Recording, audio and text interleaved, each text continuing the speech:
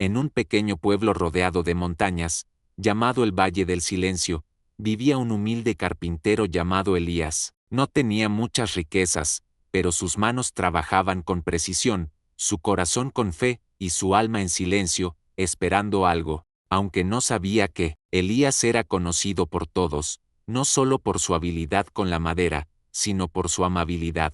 Si alguien necesitaba una puerta, la hacía. Si alguien no podía pagar, igual la entregaba. Pero lo más extraño de todo era su costumbre de dejar una silla vacía en la entrada de su taller, como si esperara a alguien. Cada mañana la limpiaba, la acomodaba, y le hablaba como si alguien invisible se sentara allí. Buenos días, maestro. Hoy haré lo mejor que pueda, como si trabajaras conmigo. La gente del pueblo pensaba que estaba algo loco, pero Elías no se ofendía, solo sonreía. Un día, llegó al pueblo un joven llamado Mateo. Vestía como un vagabundo, tenía la mirada rota y un alma cansada. Tocó la puerta del taller de Elías, buscando trabajo. ¿Buscas trabajo o esperanza?, le preguntó Elías, sin dejar de lijar una tabla. Mateo dudó. Al final, dijo: ambas. Supongo. Elías lo contrató sin pedirle nada. Le enseñó a trabajar la madera con paciencia, como si cada clavo llevara una oración. Y cada día,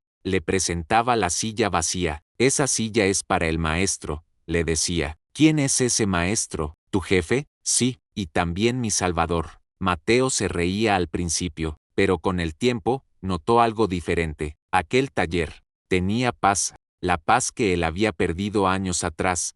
Cuando su padre murió, su madre lo abandonó, y él decidió vivir como si Dios no existiera. Una noche, mientras tallaban juntos una cruz que les habían encargado para una iglesia, Mateo se detuvo. ¿De verdad crees que él se sienta en esa silla? No con el cuerpo, pero sí con el espíritu. Y cuando estoy muy cansado o triste, hablo con él, y escucho, a veces no con los oídos, sino con el corazón. Mateo no respondió, pero esa noche, cuando Elías se fue a dormir, él se quedó solo frente a la silla, y por primera vez en años, lloró, no de rabia, sino de algo más extraño, esperanza. Pasaron meses, el taller prosperaba, pero Elías, ya mayor, comenzó a enfermar. Un día, no se levantó. Mateo lo encontró en su cama, débil pero en paz. Maestro Elías, no me dejes, yo no sé vivir sin ti. Elías lo miró y sonrió. No me necesitas a mí, necesitas al que ha estado contigo desde que llegaste, el que te ha sostenido,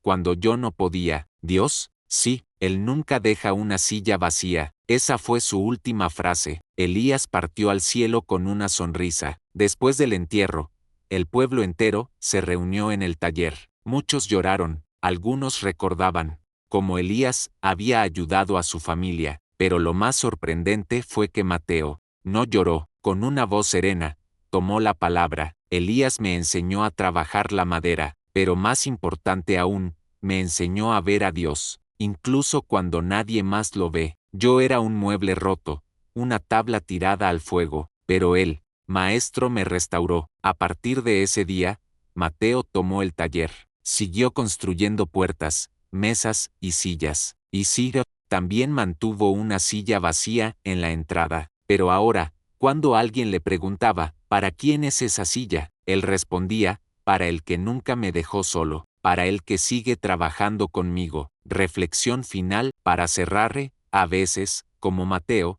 creemos que somos trozos de madera inservibles, pero en manos del carpintero celestial, somos transformados en obras maestras. Él no necesita herramientas nuevas, solo corazones dispuestos. Nunca estás solo, Dios siempre está en la silla, esperando a que hables con él.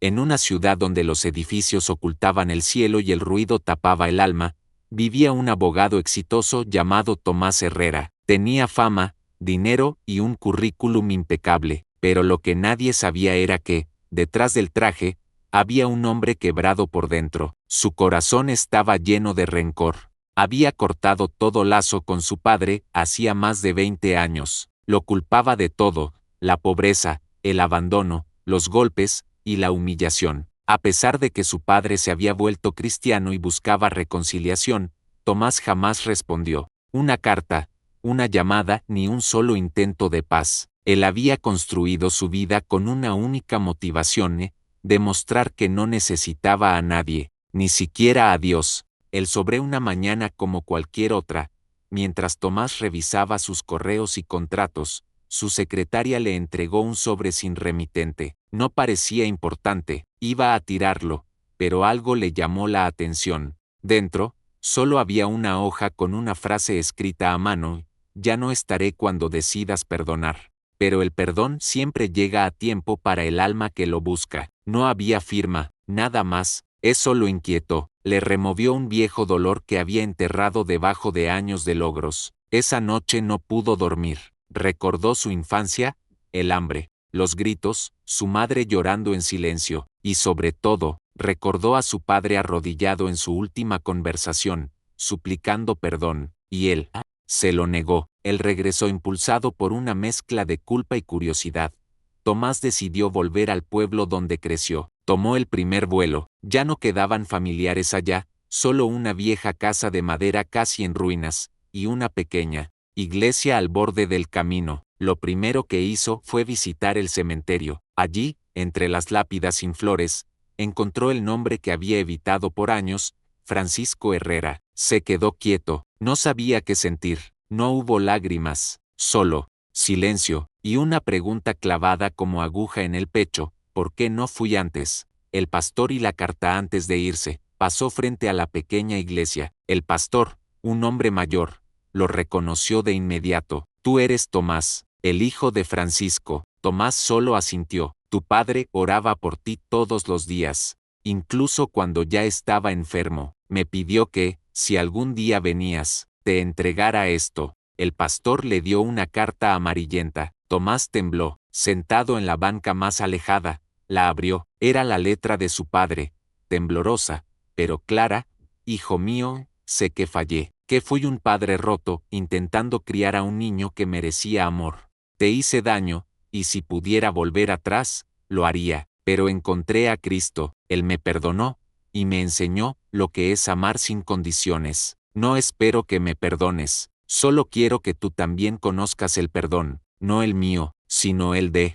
Dios. Él puede hacer nuevo lo que el mundo rompió, incluso tu corazón. Tomás cerró la carta, sintió un nudo en la garganta. Por primera vez en décadas, se arrodilló, no por orgullo, no por desesperación, sino por necesidad. Clamó a un Dios que no conocía, pero que lo había estado esperando toda su vida, y lloró. Lloró como aquel niño que solo quería ser abrazado, y entre sollozos, sintió paz. El nuevo abogado. Meses después, Tomás vendió su oficina en la ciudad y regresó al pueblo, no para esconderse, sino para comenzar de nuevo. Abrió una pequeña oficina de ayuda legal gratuita para familias necesitadas, pero no solo ofrecía leyes, ofrecía esperanza. Cada vez que alguien llegaba desesperado, les contaba su historia, les hablaba del perdón, del amor de un Padre Celestial que no abandona, aunque el terrenal haya fallado, y cada mañana, antes de comenzar, abría su Biblia y oraba. Agradecía por ese sobre sin nombre, por ese pastor, por esa carta, y por un Padre, terrenal e imperfecto, que había sido instrumento de un Dios perfecto. Reflexión final: el perdón no borra el pasado, pero sana el presente y transforma el futuro. A veces creemos que ya es tarde para perdonar o ser perdonados, pero Dios no mira el reloj, Él mira el corazón. Dios usó a un padre arrepentido y un hijo endurecido para mostrar que nunca es tarde para volver a casa, y a los brazos de un padre que siempre espera.